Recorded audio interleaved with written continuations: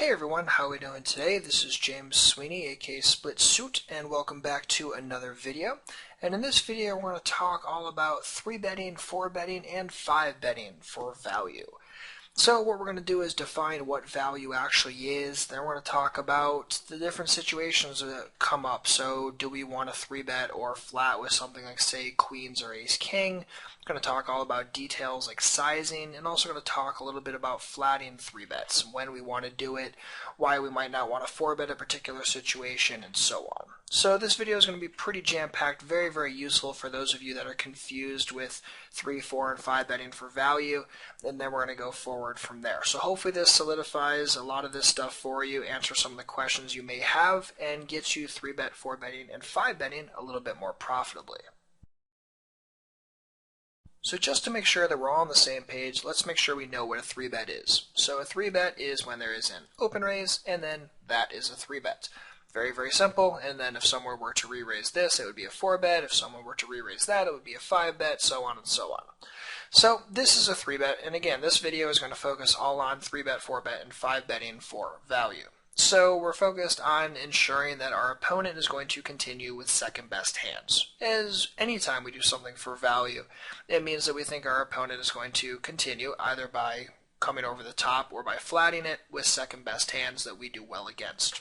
That simple. So in a situation where, say, we had aces here, aces would always be a 3-bet for value, because any hand that our opponent continues with, either by, again, 4-betting or flatting it, is going to be second best. Simple as that. So aces is always going to be a 3-bet, 4-bet, or 5-bet for value, and when you use a hand less than that, obviously it's less and less and less for value. The lower your pair goes, the less it's going to be for pure value, and so on. So that is first and foremost. So the big thing, again, ace is always a value, and as the pair gets lower, it becomes less and less. So that is what's important. The other thing that we want to remember is we never just 3-bet because we have a certain hand. We don't just look at a situation and say, oh, we have ace-king, so we 3-bet. Or we have king, so we 3-bet. We want to make sure we always look at the entire situation, make sure that we're picking situations that are actually for value, if we do have the value mindset when we're going for a 3, 4, or 5, and then make decisions from that. So that is pretty much the most important thing that I can say. And in this situation, assuming that we think that MP is going to continue with at least hands wider than just aces, this is probably going to be a 3-bet for a val. And this is usually pretty standard. We think that most opponents are going to continue with second best, queens, ace-king, that sort of stuff enough for the time, and hopefully he's continuing with even worse. So obviously if MP were a fishy type guy or a tag that had a low fold versus 3-bet, this is really just going to be a pretty profitable 3-bet for value. So when he calls, pretty much I'm in the mindset of I've created roughly a 4.5 SPR pot on average. And my mindset there is that I'm not automatically committed. I don't have to stack off that flop if I don't want to.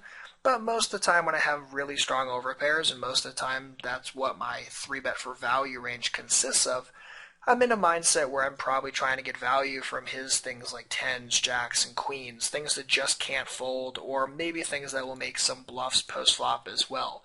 So when I'm in a situation like this, I'm pretty much just betting down, stacking off my overpair, and feeling pretty comfortable about it. Again, as a default. It doesn't mean that I'm always going to stack kings post-flop in a 3-bet pot, especially if it's a deeper SPR. But as a default, if I was 3-betting for val, it's because I thought that my opponent was going to continue a second best against it, and on that kind of texture, 9-4-4-3, obviously we're feeling very, very comfortable, and I'm just trying to get my opponent to lose the most when he continues again with that second best range that I thought he was going to continue with. Okay, let's take a situation like this where there's a raise from AP, folds to us, we're on the button with queens, and we're deciding what we want to do. So I see a lot of people that just 3-bet this because they have queens, they have the third strongest starting hand pre-flop, and they think, well, that's good enough to go for a 3-bet, and thus I'll do it. And they don't really know why they're doing it, and that's obviously a problem, because we don't ever want to just 3-bet because we have X hand. It needs to be more than that. It needs to be what's the situation, how are we going to make money, what's the most plus EV line, what are my other lines available, and how will they fare, da-da-da-da-da. So in a situation like this, we have 3 different options. We can fold it, we can call it, or we can 3-bet it. Well, we're not going to fold it because we know that flatting it is automatically profitable. So we're going to flat it or we're going to 3-bet it. And if we realistically think about all of our options, we can start putting together a good plan and pick a good profitable line here. So if we 3-bet, what do we realistically expect to happen? Well, if under the gun is a tighter player, say a nit or a tag, most of the time is he going to continue with a very big second best range? Is he going to cold call with hands that we can generate value from? And I'd argue that probably not.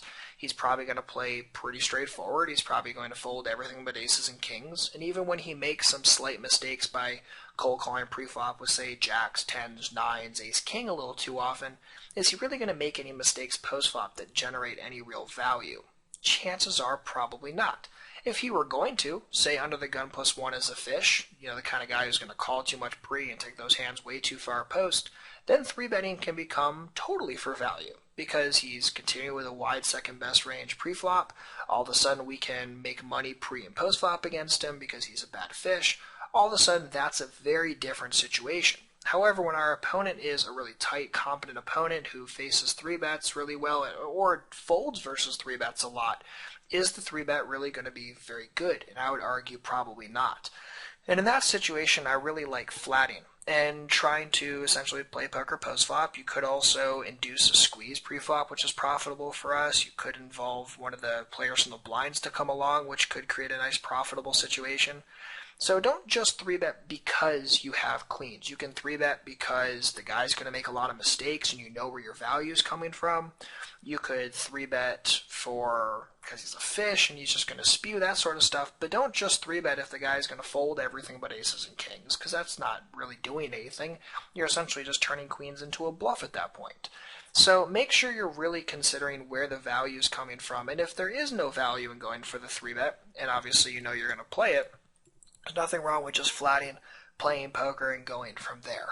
So definitely make sure, again, that you're being cognizant of what goes into a good value 3-bet, and making sure that if you are going to be 3-betting for value, that it's actually for value. That you're not just 3-betting because I has queens. It needs to be more than that, and really thinking about where your EV is coming from. Now we could take that same kind of mindset when we have a situation like this, where we open from early position, we end up facing a 3-bet, and it's back to us. So in this situation, if we were to raise here, it would be a 4-bet. And does 4-betting really have any value? Well, if we were to 4-bet here, is cutoff going to make any mistakes? Is he going to, first of all, 3-bet you with things like ace, king, queens, jacks, tens, that sort of stuff? And if we go for a 4-bet, is he going to do anything with those hands?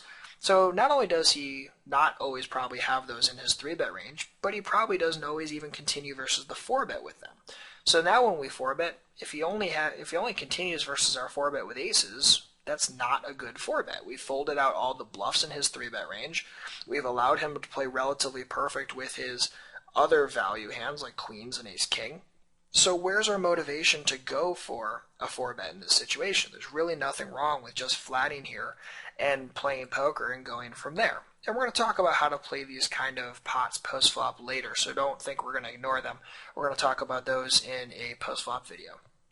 But in this situation, again, you just need to be focused on where's your value coming from. And if the 4-bet isn't for value, there's nothing wrong with flatting it and playing poker from there. And I really do suggest that. I see too many people just mindlessly 4-bet here, and they get it in against aces, and then they complain that they're always on the bad side of a cooler. But really, if you thought about it, if your 4-bet only got you action against aces, then your 4-bet probably wasn't very good here. So definitely make sure you're thinking about that and thinking about the kind of mistakes he's going to make. Now, if the cutoff were the kind of guy who would 3-bet a wide range and go for a lot of 5-bet bluffs, then obviously your 4-bet's for value because he's continuing with a lot of second-best stuff where kings has a lot of value. But if not, and he's only going to continue with, say, something like aces, then you can just flat here, play poker, and go from there. Let's take a situation like this, where we decide to open with aces from the cutoff, end up facing a 3-bet, we're deciding what we want to do. So we know here that if we were to 4-bet, it would definitely be for value, because if big blind continues with any hands, and assuming that it's not just the chopper, then obviously we're doing okay, and most of the time a big blind here will stack off with something like kings, queens, ace, king, kind of as a default a lot of the time, especially in 6-max. So in this situation, I definitely feel comfortable going for a 4-bet because, again, anything that continues is going to be second best, and thus it's definitely a value 4-bet. Now, size-wise on a 4-bet, I'm usually going to be going to something like this, roughly quarter stack. Somewhere between 20 and 25 big blinds is usually what it's going to be. And quarter stack, if assuming that we're 100 big blinds deep, if we're deeper than that, usually it's still going to be in this 20 to 25 ballpark. Now, as far as sizing of a 3-bet, Big Blind actually did a pretty good job here. My default 3-bet size is going to be somewhere between 3x and 3.5x, usually just a pinch larger out of position. And that's usually pretty good. So in this situation, we raised to 3, 3.5x gets you roughly to $10, so his 3-bet is definitely well sized. Not sure exactly what his hand is, but as a default, 3-bets roughly between 3 and 3.5x, 4-bets roughly around 20 to 25 big blinds. Generally keeps you out of trouble, keeps you in a good value spot, and it's also a pretty good size for bluffs as well, which we'll talk about in another video. So in this situation, obviously the 4-bet is for pure value. Obviously if he shoves, they're going to snap call it, and what I would definitely do, regardless of the outcome of this hand, is take a note. Take a note on what he 3-bet. So he 3-bet, he restole from the blinds with ace-king, and I would also take a note that he went for the stack-off pre-flop with ace-king in this situation. That can be very beneficial to me in the future. Now obviously if, say, he had kings here, it doesn't tell me a tremendous amount, but if he had something like, say, ace-king, or queens, or jacks, or even a bluff hand, then I definitely want to take a note on that.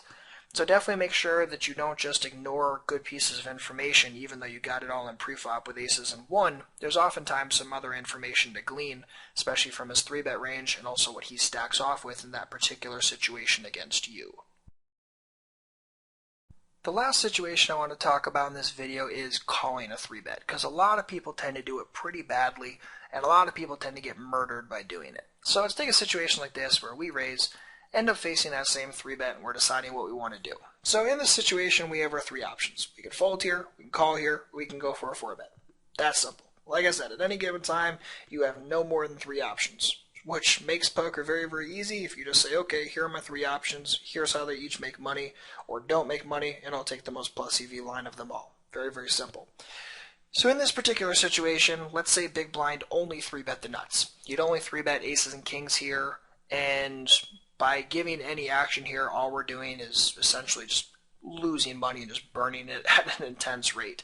So if Big Blind only 3-bet a super nut range, just fold here. There's nothing wrong with that. It happens sometimes. Don't be the guy that just says, well, I have ace-queen, so I have to give him action. Again, think about his range, think about how you're going to make money against that or not make money, and then think about what's the most plus EV line to take.